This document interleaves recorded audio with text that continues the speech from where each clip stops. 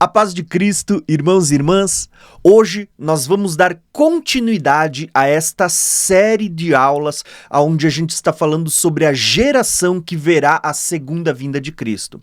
Hoje eu quero falar sobre Jesus e o Monte da Transfiguração, aonde a gente vai ver ali que após 6 dias Jesus ele é visto transfigurado entre Moisés e Elias, e uma voz do céu que está dizendo: esse é o meu filho, deem ouvido a ele, ouçam o que ele diz.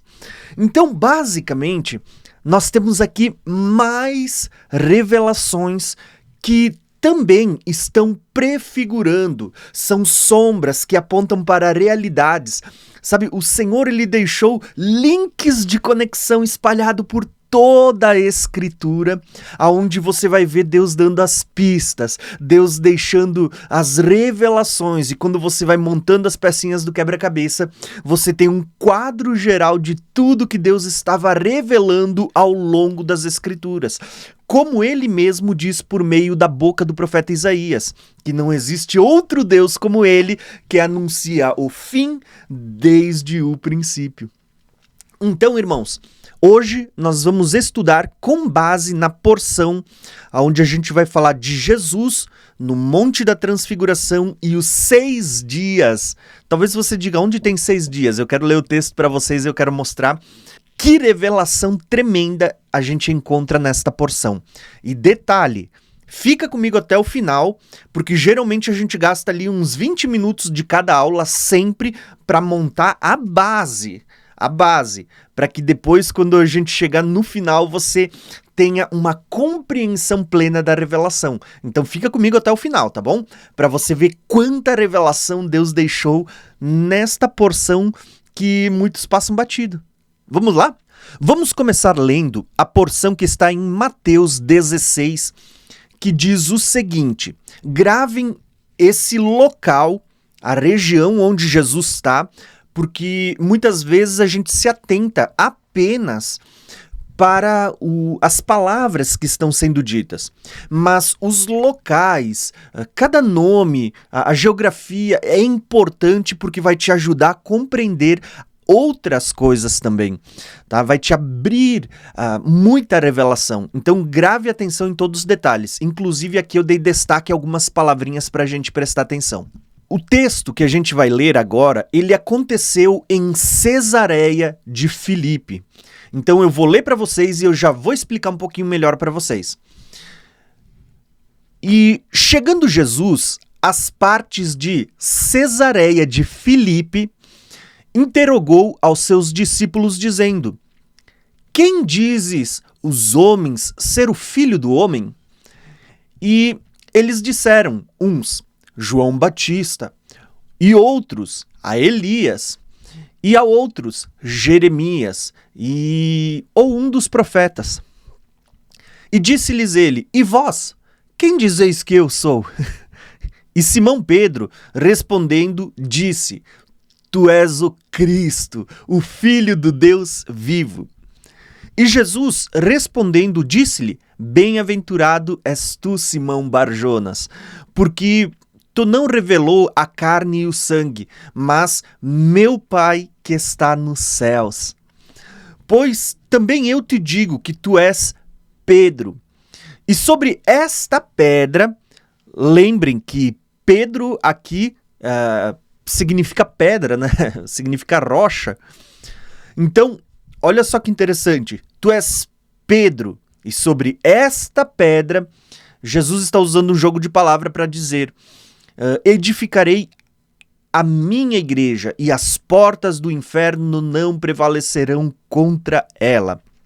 E eu te darei as chaves do reino dos céus, e tudo que ligares na terra será ligado nos céus, e tudo que desligares na terra será desligado nos céus. Em primeiro lugar, eu vou contar um pouquinho da história para vocês entenderem por que Jesus está falando para Pedro naquele momento. Ele vai falar assim, ó, as portas do inferno não prevalecerão. O que isso tem a ver com a história que está sendo desenrolada ali? Pô, Jesus está pedindo, quem vocês dizem que eu sou? Quem as pessoas pensam que eu sou?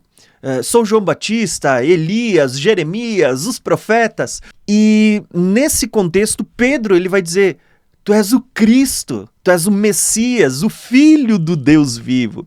E o que isso tem a ver com as portas do inferno? Né?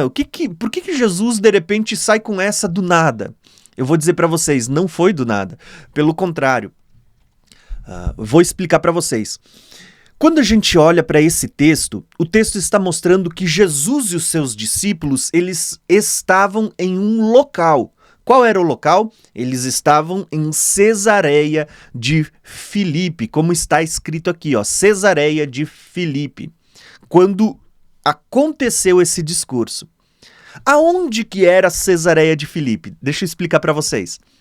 Quando a gente esteve em Israel, nós fomos até o norte de Israel, aonde nascem os afluentes que vão formar o Rio Jordão. E um desses afluentes é chamado de o Rio Bânias, né? Na verdade, o certo seria Pânias, mas como os habitantes ali da região tinham a dificuldade de pronunciar o P, acabou virando um B. Assim como eu tenho dificuldade em muitas áreas, os irmãos que me acompanham sabem, né? Mas ali eles tinham dificuldade dessa pronúncia do P, e de Pânias acabou virando Bânias. Então o afluente, um dos 4 afluentes, se eu não me engano, que formam o Rio Jordão, era ali em Cesareia de Filipe, da onde também está muito próximo do Monte Hermon, da onde também a neve que escorre dali também acaba indo para o Rio Jordão, que depois vai descer e desembocar em Tiberíades, no Mar da Galileia, e que depois continua como sendo o Rio Jordão até chegar no Mar Morto. Inclusive, nós estamos montando uma caravana para ir para Israel, onde a gente vai passar por todos esses lugares, o Mar Morto, Mar da Galileia, Tiberíades, Rio Jordão, e também na última viagem a gente trocou, se eu não me engano, Massada pelo Monte Hermon, porque a gente queria ver a neve ali, né? E quando a gente vai no Monte Hermon, você passa exatamente em Bânias. E ali em Bânias, ela tem um local que é muito específico. Você deve estar vendo por esta primeira imagem que eu coloquei ali. Ali em Bânias, que é Cesareia de Filipe, tem uma caverna onde se cultuava, se adorava o deus Pan. Você deve já ter visto, né, aquela flauta Pan, uma entidade que ela é metade homem e metade bode. E eles criam que essa divindade ela saía, né, desta caverna à noite para se relacionar com as ninfas, com as cabras, e aí é cultura, né? Ali é uma questão de crenças. Mas a questão a cultura é que quando eles olhavam para aquela caverna, conforme está aqui nesta foto, inclusive a gente vai ir lá nesta nossa próxima caravana Graça e Conhecimento, a gente vai estar indo ali em Bânias. Esta caverna, ela vai ser chamada de as portas do inferno, porque eles acreditavam que era uma passagem sobrenatural para as almas, e que essa entidade, ela ficava ali guardando, enfim. A questão eles estão num local onde as pessoas chamavam de um portal, uma brecha que dava no mundo dos mortos. Então tem toda uma história que eles sacrificavam ali, e quando eles sacrificavam nesta caverna, tem até uma pedra, um altar, o sangue escorria por aquela pedra e ele descia até as águas que você vê logo em seguida. Quando a água ficava vermelha, se eu não me engano, eles entendiam que o sacrifício tinha sido aceito, né? Quando as águas não ficavam vermelhas é porque ele tinha sido rejeitado, alguma coisa nesse sentido. Mas a questão aquele local, aquela caverna ali em Bânias, era conhecido como um portal para o mundo dos mortos, ou seja, uma porta para o inferno. Então, quando Jesus está ali em Cesareia de Filipe, Jesus, ele está falando com os seus discípulos, né? Quem vocês acham que eu sou? Tu és o Filho de Deus, tu és o Cristo. Então, Jesus, ele faz uma conexão com as portas do inferno, e ele está dizendo: as portas do inferno não prevalecerão contra a minha igreja. Para quem estava com Jesus, entendeu que Jesus estava se referindo àquele local que eles estavam, e Jesus usa o local que eles estão para falar. Vocês acreditam que existe alguém guardando a entrada para o mundo dos mortos para que ninguém saia de lá? Né? Jesus está dizendo: as portas do inferno não vão prevalecer contra os que pertencem a mim, contra a minha igreja. Por que Jesus está falando isto? Porque por ocasião da ressurreição dos mortos, as portas do inferno se abrirão e os mortos que estão lá sairão do mundo dos mortos. Por isso que quando Jesus vem, o primeiro evento é o quê? A ressurreição. O inferno entregará os seus mortos.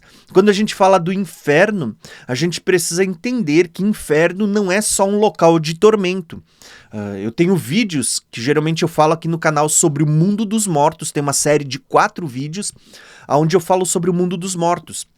No mundo dos mortos, nós temos praticamente 3 divisões. Um local de tormento, um local de consolo e um abismo onde tem anjos acorrentados aguardando o dia do juízo. Então, quando Jesus vier, o inferno se abrirá, as portas se abrirão e entregarão os seus mortos. Aqueles que estão no seio de Abraão, aqueles que estão sendo consolados, aqueles que, como diz Apocalipse no 5º selo, estão debaixo do altar, clamando: até quando não julgas? Entende? Então tem muita revelação aqui, mas hoje eu não vou conseguir explicar. Mas vai ter um vídeo aqui na descrição ou aqui em cima no card, mas você pode entrar ali no canal Graça e Conhecimento, que também vai ter lá. É Mundo dos Mortos. É uma playlist onde tem 4 vídeos. Então, você vai compreender melhor. Jesus está dizendo: as portas do inferno não prevalecerão contra a minha igreja. Só que aqui tem muita revelação, porque Jesus estava em Bânias, em Cesareia de Filipe, e Jesus vai fazer um trajeto. E olha só o que vamos continuar lendo agora nesse texto. Vamos ler o mesmo texto em continuidade para você ver a revelação que tem logo em seguida. E como que tudo isso está conectado com a segunda vinda de Cristo, tá? Então lembrem, o assunto da nossa aula é a segunda vinda de Cristo, mas a gente precisa percorrer um caminho para compreender a revelação. Vamos lá para o próximo slide. Quando a gente continua lendo o texto, a gente leu Mateus 16, agora vamos ler Mateus 17, porque lembra que a Bíblia, quando foi escrita, ela não era separada por capítulos, ela era um ato contínuo. Então, você vê que pertence ao mesmo texto, à mesma linha de entendimento. Então, olha só. Quando a gente leu Mateus 16, Jesus estava em um local geográfico, que é ao norte de Israel, em Cesareia de Filipe, ali em Bânias, onde existia aquela caverna que eles chamavam de as portas do inferno. Agora, o texto de Mateus 17, que é uma sequência, vai dizer o seguinte: e 6 dias depois, olha essa expressão, gravem esse número, porque para quem acompanha a série desde o início, você sabe que a gente está falando que esse número 6, ele é muito importante, porque aponta para 6 dias de trabalho, aponta para 6.000 anos de escravidão, onde o homem está sujeito debaixo do pecado, até se concluir 6.000 anos. Quando chegar no 7º, a gente tem uma revelação tremenda. Então o texto está dizendo: 6 dias depois, tomou Jesus consigo a Pedro, a Tiago e a João, e seu irmão, e os conduziu em particular a um alto monte. E transfigurou-se diante deles, e o seu rosto resplandecia como o sol. Lembra que Jesus é o sol da justiça? É a revelação do 4º dia, onde a gente vê sendo criado o sol.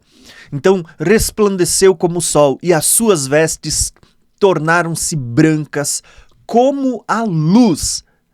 E eis que lhes apareceu Moisés e Elias, falando com ele. Pedro, tomando a palavra, disse a Jesus: Senhor, bom é estarmos aqui. Se queres, façamos aqui 3 tabernáculos, um para ti, um para Moisés e um para Elias.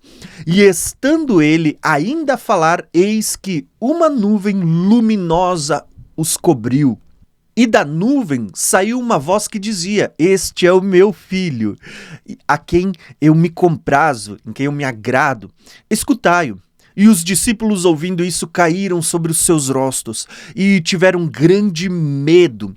E aproximando-se Jesus, tocou-lhes e disse: Levantai. Gravem esta palavra: levantai. E não tenhais medo. E erguendo os olhos, ninguém viram senão unicamente a Jesus. E descendo ele do monte, Jesus lhes ordenou, dizendo: A ninguém conteis a visão, até que o Filho do Homem seja ressuscitado dentre os mortos. Irmãos, aqui a gente tem muita revelação que eu tentei ilustrar aqui por meio desta figura, tá? Onde a gente está vendo Jesus no Monte da Transfiguração, do seu lado Moisés e Elias, uma nuvem resplandecente, e você tem ali Pedro, Tiago e João, que estão no Monte da Transfiguração junto com Jesus, como ficou conhecido, né? O monte onde ocorreu a Transfiguração. Porém, o que eu quero mostrar para vocês nesse momento é a revelação que está aqui. Preste atenção nos detalhes. Jesus estava 6 dias antes em um local que fala de morte, que está falando do mundo dos mortos, para onde vão aqueles que pecam. Então está falando assim, do mundo dos mortos, a porta do inferno. E esse local, ele é muito profético. Por quê?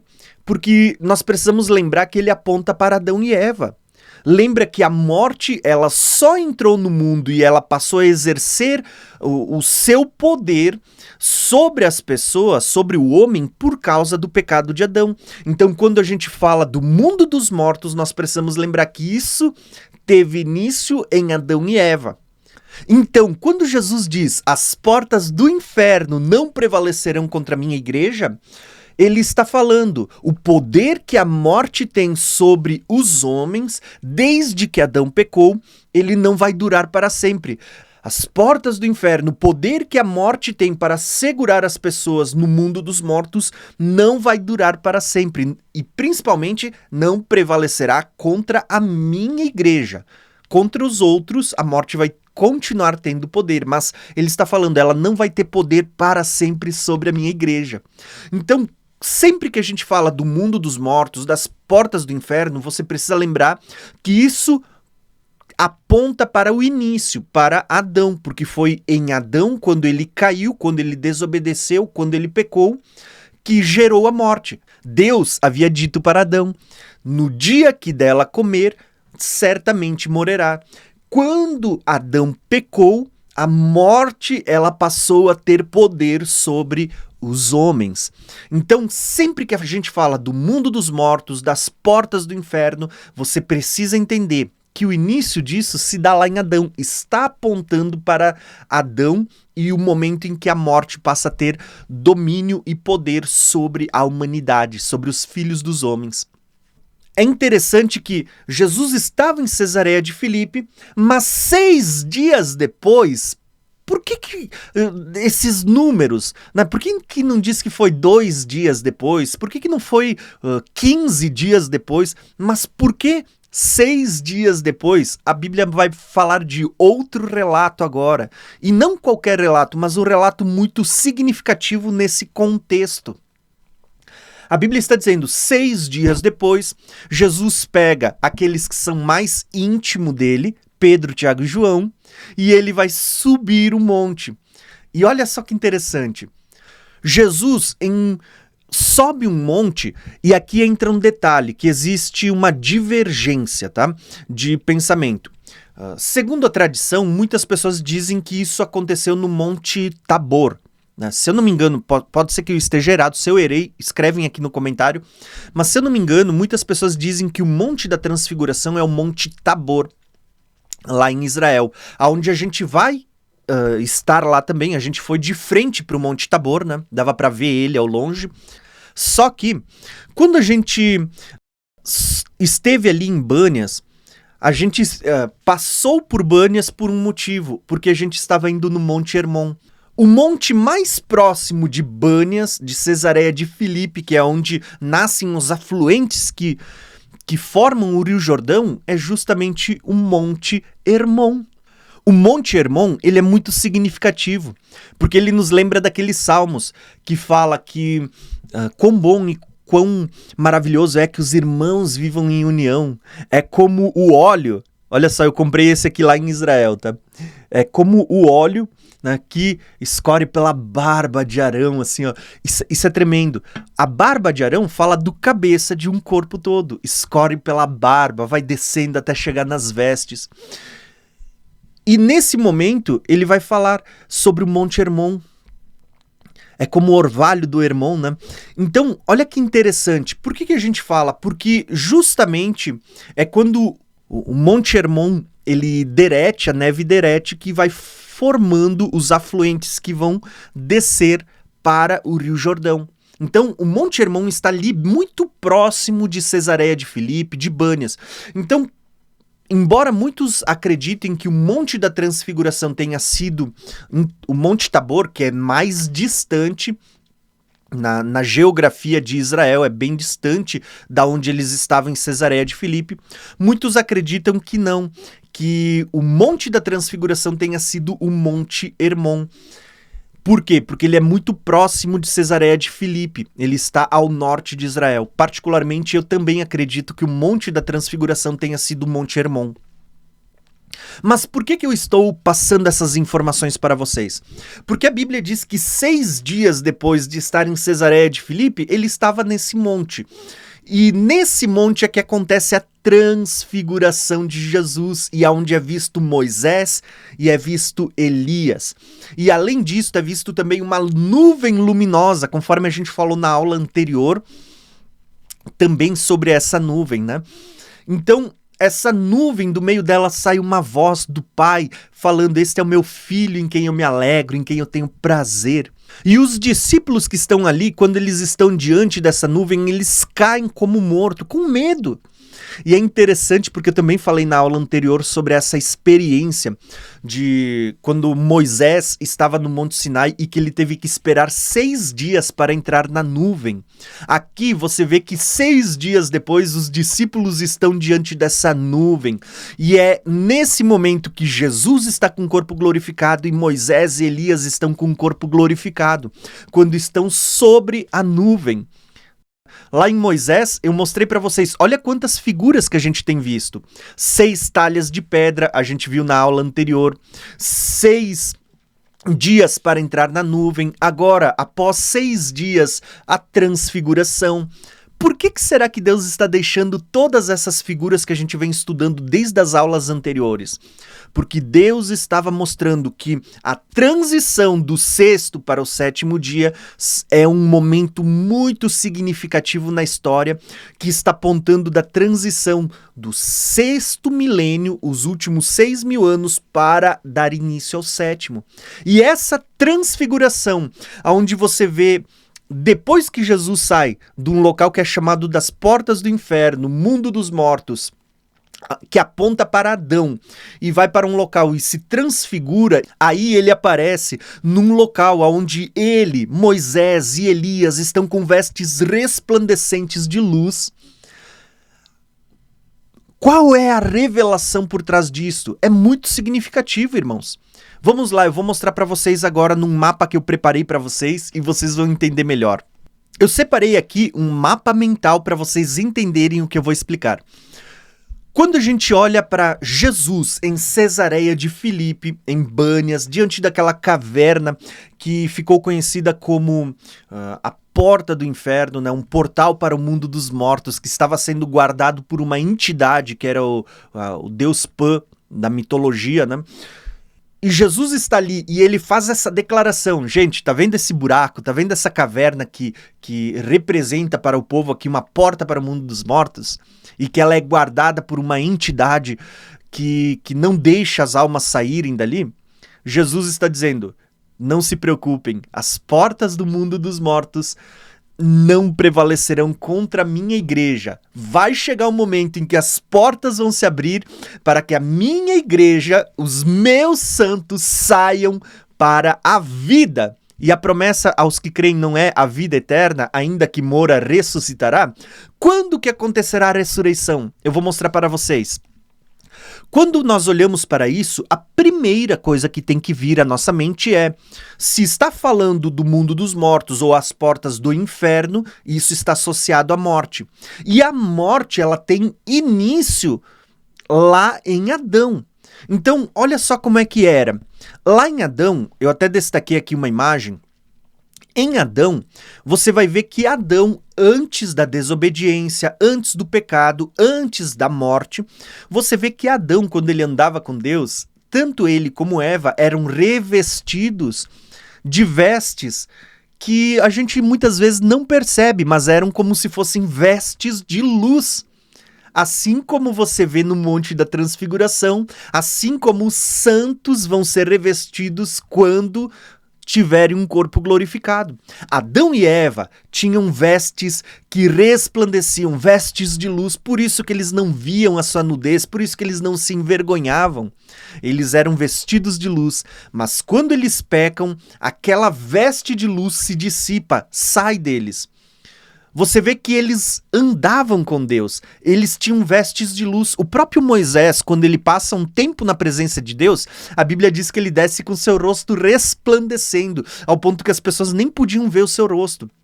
Mas aquela glória, conforme Moisés passava o tempo mais com o povo, longe da presença de Deus, aquela glória se esvanecia. Então Moisés cobria o rosto para que ninguém visse. E a Bíblia diz que ele voltava para dentro da tenda, para ficar na glória de Deus, para que o seu rosto voltasse a resplandecer. Então, basicamente, nós vemos em Moisés algo que Adão e Eva tinham numa quantidade muito maior, porque a Bíblia diz que eles andavam com Deus na viração da tarde. Então, Adão e Eva, eles eram vestidos de vestes brancas, vestes resplandecentes de luz. Quando eles pecam, essa veste sai e agora Adão e Eva, eles percebem que estavam nus. Eles veem a sua nudez e fazem para si roupas com folhas de figueira. A gente já conhece a história, a gente tem uma série aqui no canal falando sobre o mistério, né, de Adão e Eva, Cristo e a igreja, o matrimônio no casamento, esse mistério fantástico. A gente tem uma série só falando disto. Mas o que eu quero mostrar para vocês é que a gente sabe que Deus ali veste eles com peles de animais, que isso mostra que Deus estava mostrando que o caminho para eles voltarem a ter umas vestes resplandecentes era por meio do derramamento de sangue, sacrifício e tudo mais. Porém, Adão e Eva, quando perdem as vestes resplandecentes por causa do pecado e agora eles estão suscetíveis à morte e a morte entra no mundo, por meio do pecado de Adão, e ela passa a todos os homens, porque por meio de um homem todos morrem. A Bíblia diz que todos pecaram, todos estão destituídos da glória de Deus. É o grande tema de Romanos, onde está sendo explicado esse mistério. Nós vamos ver que o trajeto, o caminho até chegar, saindo de Bânias, aonde aconteceu isto, e está apontando lá para o princípio. O caminho que Jesus fez de Bânias até o Monte da Transfiguração junto com seus discípulos foi um caminho de 6 dias. Você já percebeu que profeticamente o mesmo caminho que Jesus fez desde que ele está diante das portas do inferno, do mundo dos mortos, desse local que representava isto para as pessoas que moravam ali, o caminho que Jesus faz desde as portas do inferno, desde o mundo dos mortos, até o momento em que ele vai ser transfigurado, é um caminho de 6 dias. Será que não é muita coincidência? Será que ele não estava profeticamente, Deus não estava profeticamente deixando uma pista para nós, uma revelação para nós, que desde que Adão pecou, que ele perdeu as suas vestes resplandecentes, que a morte entrou no mundo, passou aos homens e todo homem por meio de Adão agora é herdeiro do pecado e da morte, né? Tem uma natureza inclinada ao pecado.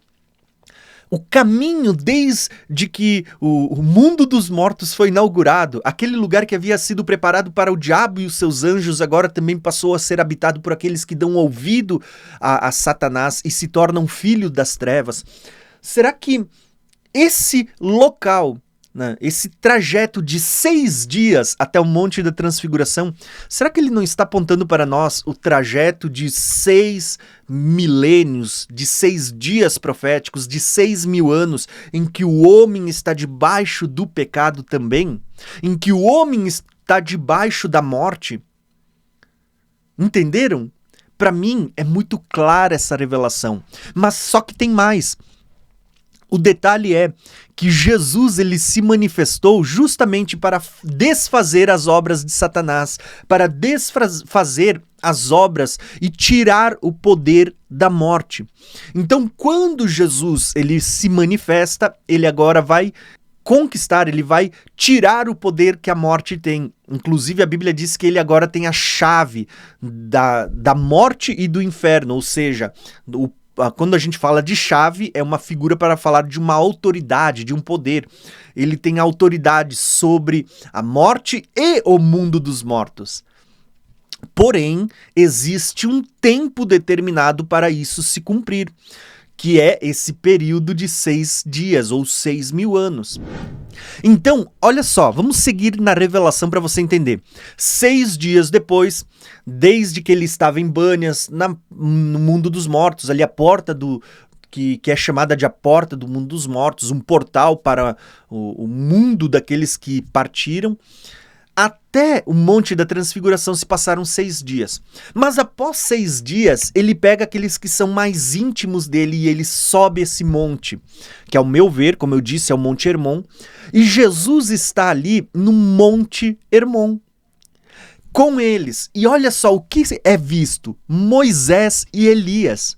Gente, isso é muito significativo. Primeiro, porque as vestes resplandecentes, para mim, ela fala de um corpo glorificado. A Bíblia vai falar de uma grande multidão de branco diante do Senhor. Sempre que ela fala, ela está mostrando, por exemplo, Jesus voltando montado no seu cavalo branco, o Rei dos Reis e o Senhor dos Senhores, e ele é seguido por um exército montado em cavalos brancos, vestido de vestes brancas. Apocalipse vai dizer, as vestes brancas são os atos de justiça dos santos. Então você vai associar vestes brancas, vestes resplandecentes, vestes de luz ao quê? À ressurreição. Então, o que nós estamos vendo basicamente neste mapa que eu estou mostrando para vocês é que desde que Jesus saiu deste lugar em Bânias, em Cesareia de Filipe, que aponta para o mundo dos mortos, até o Monte da Transfiguração, profeticamente, esses 6 dias que se passaram entre um evento e o outro, estavam mostrando os 6.000 anos, desde que a morte entrou no mundo por meio de Adão, até a ressurreição dos mortos que virá por meio do segundo Adão. E eu quero ler alguns textos que vão confirmar isso para nós. Mas se você acha que isso é toda a revelação, não, porque nós ainda temos que entender aonde se encaixa Moisés e Elias nessa revelação, que eu quero mostrar para vocês mais adiante. Então fica comigo até o final dessa aula, tá? Primeiro, vamos entender como esses 6 dias apontam para a ressurreição dos mortos, tá? Eu vou ler alguns textos e vou explicar bem brevemente, porque eu acho que você já entendeu. Primeiro texto que eu quero ler é 1 Coríntios. Olha o que diz ali, ó. Mas, de fato, Cristo ressuscitou dentre os mortos e foi feita a primícia dos que dormem, ou seja, o primeiro. Isso está atrelado às festas, que a gente também vai ter uma aula dentro dessas 40 aulas, porque festas também estão associadas à segunda vinda de Cristo. Então não se preocupa agora, porque a gente vai falar mais adiante disto. Porque assim como a morte veio por um homem, quem é este homem? Adão. A morte veio por este homem aqui, ó, Assim como a morte veio por um homem no início do 6º milênio, olha só o que a Bíblia vai dizer. Também a ressurreição dos mortos veio por um homem. Por meio de quem? Por meio de Jesus. Aqui, ó, a ressurreição profetizada 6 dias depois, ou 6.000 anos depois. Então, olha só. Porque assim como todos morem em Adão, lá no início da criação, assim também todos serão vivificados em Cristo, depois de 6.000 anos. A Bíblia não está falando isso agora, nesse texto que a gente está lendo, mas eu estou interpretando para vocês com base em tudo que a gente vem estudando e com base em tudo que a gente ainda vai estudar, tá? Mas cada um por sua ordem. Cristo sendo as primícias, veja que existe uma ordem, um evento para acontecer. Depois, os que são de Cristo na sua vinda. Agora nós precisamos entender, Cristo ressuscitou no 4º milênio, né? Na verdade, no 5º, né? Ele veio no 4º, mas ele ressuscitou na transição, no 5º milênio. Mas você vê que a Bíblia está dizendo... depois aqueles que são de Cristo na sua vinda. Então, na primeira vinda, Jesus, ele morre e ressuscita. Na segunda vinda, o corpo de Cristo, que é a igreja, ressuscitará. E cumprir-se-á o que Jesus disse lá no princípio, lá em Bânias, lá em Cesareia de Filipe, né, onde aponta para o mundo dos mortos. As portas do inferno não prevalecerão contra a minha igreja. Por quê? Porque um dia ela vai ter que se abrir para que os mortos saiam no dia da ressurreição dos mortos.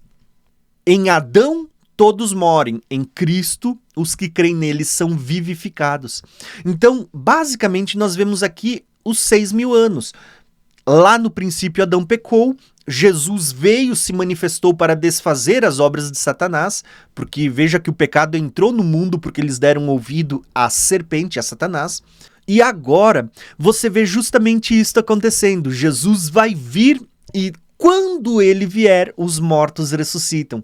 Quando ressuscitarmos, o que a Bíblia promete? Que teremos vestes brancas, vestes resplandecentes, como Adão tinha antes do pecado, como Moisés que resplandecia quando estava diante do Senhor, como nós resplandeceremos, da mesma forma como Jesus resplandeceu, e Moisés e Elias resplandeciam ali, nesta aparição no Monte da Transfiguração, 6 dias depois, 6 milênios depois, também está reservado para nós a mesma coisa. Então, olha só como é interessante. Paulo fala desse momento acontecendo, da ressurreição acontecendo, em 1 Coríntios 15 também, né? Só que agora no versículo 51, ele vai dizer: eis que vos digo um mistério. Na verdade, nem todos dormiremos, morreremos, mas todos seremos transformados num momento, num abrir e fechar de olhos, ante ao som da última trombeta, porque a trombeta soará, os mortos ressuscitarão incorruptíveis e nós seremos transformados. Porque convém que isto que é corruptível se revista de incorruptibilidade, e isto que é mortal se revista de imortalidade. E quando isto que é corruptível se revestir de incorruptibilidade, e isto que é mortal se revestir de imortalidade, então cumprir-se-á a palavra que está escrita: tragada foi a morte na vitória. Onde está a morte o teu aguilhão? Onde está o inferno a tua vitória? Olha a palavra aqui, ó, morte e inferno, fala do mundo dos mortos, tá? Assim como lá em Bânias, as portas do inferno não prevalecerão contra a minha igreja. Então veja que está sendo anunciado algo que vai acontecer ao som da última trombeta. Quando a última trombeta tocar, os mortos sairão do mundo dos mortos. E aquilo que Jesus disse lá para Pedro, em Bânias, onde tinha aquela caverna que representava uma porta para o mundo dos mortos, dizendo, mesmo que aqui digam que existe uma entidade que guarde a porta do mundo dos mortos, Jesus estava dizendo, as portas do inferno não prevalecerão contra a minha igreja. Por quê? Porque Jesus estava fazendo a promessa de ressurreição do mundo dos mortos. Ele está dizendo, ainda que vocês moram, quem crer em mim viverá, terá a vida eterna. Jesus diz que aquele que se alimenta dele, ele diz, eu ressuscitarei no último dia. Tá? Então tem muita revelação aqui, mas a gente já vem falando sobre isso, então eu não vou ficar gastando muito tempo hoje, até porque no nosso curso Escatologia Revelada a gente vai ter um módulo só para falar da ressurreição. Mas agora, qual é a informação importante que a gente precisa entender? Quando que essa promessa do mundo dos mortos, das portas do inferno, até mesmo da primeira ressurreição acontece? Na segunda vinda. Lembra que a gente está falando sobre a geração que verá a segunda vinda?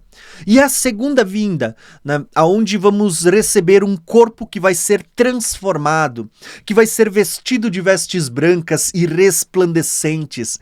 Quando que isso acontece? Após 6 dias, após 6 milênios. Da mesma forma como a gente vê aqui, ó, depois de 6 dias que a morte entrou no mundo, você vê que depois de 6 dias que Jesus estava lá em Bânias, naquele portal que era chamado de as portas do inferno, depois de 6 dias Jesus resplandece. Da mesma forma, depois de 6 milênios, nós seremos restaurados, passaremos a ter como Adão tinha no princípio, vestido de luz e de vestes brancas. É como se o milênio fosse uma restauração do Éden. Aquilo que o homem perdeu, no milênio será restaurado. Aquela comunhão que Adão tinha de poder estar diante de Deus. No milênio, a Bíblia diz que é Deus habitando entre os homens. Vamos ter um milênio restaurado, Deus entre os homens. Tá? Então a gente tem muita coisa que está conectando e sendo mostrada, né? O fim desde o princípio. É muita revelação mesmo, sabe? Então vamos lá, ó. Eu não vou ler todo esse texto, mas eu quero só comentar com vocês para a gente ganhar tempo. Mas eu vou deixar aqui, na última aula desse primeiro módulo, são 4 módulos, na última aula eu vou disponibilizar esse PDF para vocês baixarem, tá? Então, basicamente, você, quando lê Apocalipse 7, você vai ver ali uma multidão de branco, que ninguém podia contar, de todos os povos, tribos, línguas e nações, que está diante do Senhor. Assim como Adão, ele tinha essa comunhão com Deus, andava com o Senhor na viração, você vê aqui agora, no milênio, vai ter uma multidão diante do Senhor, diante do seu trono, vestido de vestes brancas. E o que está sendo dito ali? Está sendo dito que esta multidão está vestida de vestes brancas. E eu ouso dizer, olha só o que está sendo dito aqui, ó, que... Versículo 14, ó. E disse-lhes, a pergunta é, quem são esses que João faz aos anciões, né, ao ancião que estava com ele? E o ancião responde, né, estes são os que vieram da grande tribulação e lavaram as suas vestes e branquearam no sangue do Cordeiro. Perceberam? Assim como Adão, depois que ele pecou, um animal precisou ser morto para que ele fosse vestido novamente com peles daquele animal, isso estava apontando para o Cordeiro que foi morto desde a fundação do mundo. Da mesma forma, agora vai se cumprir aquilo que era uma figura em Adão, que todo aquele que se revestiu de Cristo, ele agora vai ser vestido de vestes brancas. Por quê? Porque ele alvejou as suas vestes do pecado através do sangue do Cordeiro. Nós fomos revestidos de Cristo, somos justificados em Cristo dos nossos pecados. Então, olha que interessante, da mesma forma como Adão resplandecia com vestes resplandecentes de luz, nós vamos ser vestidos de branco, de vestes resplandecentes, da mesma forma como Moisés e Elias que estavam junto com Cristo, nós andaremos resplandecentes juntos com Cristo. Tá? Então esta é uma revelação tremenda, mas calma, que a gente daqui a pouco vai falar sobre Moisés e Elias ainda nesta aula, tá bom? Olha só que interessante, quando a gente continua lendo, é dito também acerca da Nova Jerusalém, né, que ela descia, eu não vou ler todo o texto agora, porque a gente ainda vai ter aulas para falar sobre a Nova Jerusalém, mas também está conectado com isto. O texto ele diz assim, ó, que a Nova Jerusalém ela era como uma santa cidade e ela estava adornada como uma esposa ataviada para o seu marido. E olha que interessante, é dito que ela, a Nova Jerusalém ela não vai precisar de sol e lua nela. Por quê? Porque ela resplandece luz. A Bíblia diz que o Senhor Deus e o Cordeiro serão a sua lâmpada. E nela não haverá noite. Tá? Ainda haverá contagem de tempo, a gente vê isso tudo acontecendo, porque a Bíblia diz que as pessoas subirão de ano em ano, de festa em festa, de mês a mês, então para ver mês a sol, a lua, a contagem de tempo, mas dentro da Nova Jerusalém não tem nada disso, não há essa necessidade. E aqui, irmãos, vale ressaltar algo que eu quero deixar claro sempre que eu for falar de Nova Jerusalém, tá? Sempre que eu for falar de Nova Jerusalém, eu quero deixar bem claro isto. Eu creio que a Nova Jerusalém, ela desce no início do milênio aqui. E que a Nova Jerusalém estará sobre a terra no milênio. É Deus habitando no meio do seu povo. Inclusive o trono de Deus estará dentro da Nova Jerusalém. Futuramente eu posso até explicar a minha visão, e eu vou fazer isso, eu vou explicar o porquê eu creio dessa forma. Mas eu quero deixar bem claro, eu penso dessa forma, tá bom? Que é o que eu penso. Pode ser que eu esteja errado? Pode ser que eu esteja errado. E eu aconselho vocês, eu sempre falo isso, eu tenho um vídeo aqui no meu canal falando, seja como os bereanos. Eu não tô aqui para criar uma seita dos seguidores do Tiago, longe disso. Eu não quero ninguém me seguindo, eu quero que as pessoas sigam a Cristo, a glória é toda do Senhor. Então, o que eu quero ensinar para vocês, eu quero aproveitar para falar isso hoje, talvez eu até repita isso em outros vídeos, é que em relação à Nova Jerusalém, eu creio de uma forma e eu vou ensinar para vocês, eu vou falar para vocês o porquê eu creio dessa forma, o que me levou a essa conclusão. Mas eu posso estar errado. E se eu estiver errado, eu tenho muitos irmãos meus, irmãos que eu amo, irmãos com quem eu tenho comunhão, irmãos abençoados, que pensam diferente de mim nesse ponto. E nem por isso a gente é inimigo porque a gente pensa diferente. A gente está falando aqui do campo das ideias. Inclusive, eu aconselho vocês para que vocês observem, olhem o que está sendo ensinado por outros irmãos também, para que vocês possam ser como os bereanos, tá? Olhar o que a gente ensina, estudar, pôr à prova. Por quê? Porque a gente precisa ser assim. Todos nós somos responsáveis por aquilo que a gente acredita, por aquilo que a gente crê. Então é muito bom você ter alguém que vai te ensinar, mas você tem a responsabilidade sobre aquilo que você crê. Então eu digo para vocês, eu creio que a Nova Jerusalém ela desce no milênio para estar aqui na terra, aonde Cristo vai estar ali, o trono do Pai vai estar ali. A Bíblia diz que o Cordeiro está sentado no meio do trono e é o trono de Deus. Porém, da mesma forma que eu creio e que eu vou passar isso para vocês, eu também sei que tem irmãos que acompanham aqui no canal, que são irmãos sinceros, estudiosos da palavra, que nesse ponto não creem igual a mim e tá tudo legal. Por quê? Porque o meu objetivo aqui não é criar pessoas que têm que pensar igualzinho a mim. Não, o meu objetivo aqui é te incentivar a estudar mais a palavra, mostrar para vocês que a palavra de Deus é muito mais profunda do que a gente estava acostumado a ver até então. Então, irmãos, eu posso errar em algum momento. E se eu errar, eu tenho um coração muito sincero em Deus e eu estou disposto a mudar se eu perceber que eu estou errado. Eu sempre digo isso e eu não tenho problema em vir aqui e dizer para vocês, gente, eu errei aqui. Inclusive, eu já tirei até um vídeo do meu canal que eu tinha errado, né? Porque um irmão chegou para mim e disse, Thiago, olha aqui, ó, aqui você fez uma comparação que tá errado. Eu, é verdade, eu tô errado. Entendeu? Então eu posso mudar. Eu sempre digo, a palavra de Deus é inerente. Eu posso errar, tá bom? Então, eu vou passar para vocês o que eu creio sobre Nova Jerusalém e vou também mostrar o porquê eu cheguei a essa conclusão. Tá? Mas, se alguém pensar diferente, irmãos, isso não nos torna inimigos, pelo contrário. Se alguém pensar diferente, não tem problema. Eu sei que tem irmãos sinceros que me acompanham que às vezes não concordam comigo em uma ou outra coisa, mas ainda assim, eu sempre costumo dizer que a gente tem muito mais que nos une do que nos separa. Às vezes tem um ou outro pensamento que a gente pensa diferente. E eu particularmente aprendo muito com os irmãos. Então eu quis gastar esses 2 ou 3 minutos para deixar claro essa questão, tá bom? Mas independente da Nova Jerusalém descer antes ou depois, uma coisa é certo, a Bíblia mostra que a Nova Jerusalém aponta para a noiva do Cordeiro e que a Nova Jerusalém ela também resplandecerá, ela também resplandecerá uma glória E isso aponta para um corpo glorificado, porque a figura da Nova Jerusalém, ela fala de uma cidade, mas ela também fala de um povo que terá um corpo glorificado e resplandecente.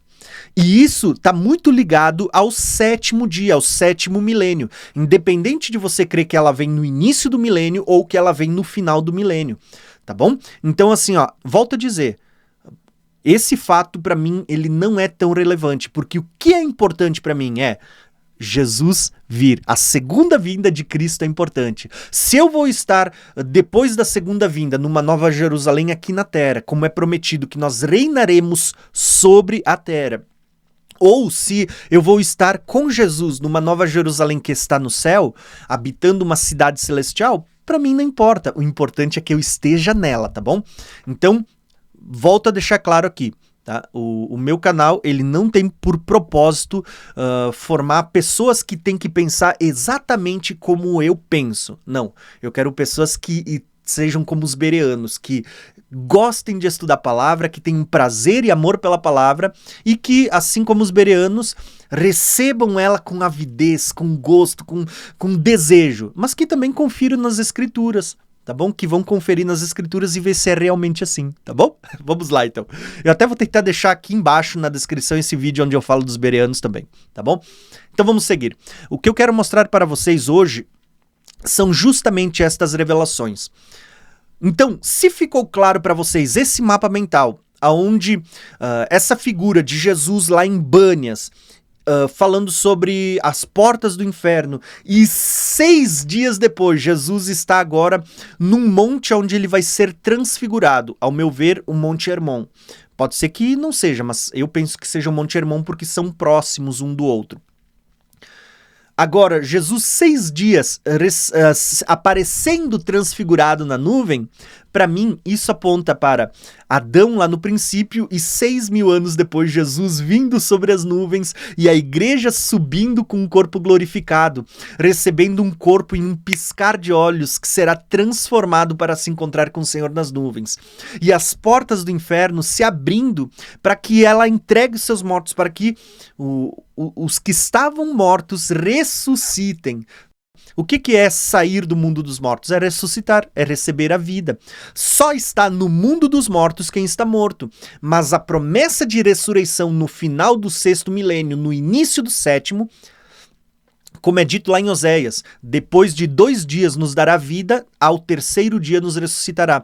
Então essa transição entre o 6º e 7º dia, nós vemos que está acontecendo a ressurreição, onde teremos um corpo glorificado e resplandecente, como Jesus, quando estava sobre a nuvem, aponta que tudo isso vai acontecer quando Jesus, o Filho do Homem, vier sobre as nuvens, e aí seremos como Moisés e Elias junto com Cristo. Agora, se você entendeu esta revelação, agora eu quero começar a mostrar para vocês Moisés e Elias nesta revelação. Então, como a aula aqui já ficou um pouquinho longa, a gente gastou praticamente 1 hora, eu vou pausar o vídeo aqui e a gente continua esta aula de número 11 numa segunda parte no próximo vídeo, tá bom?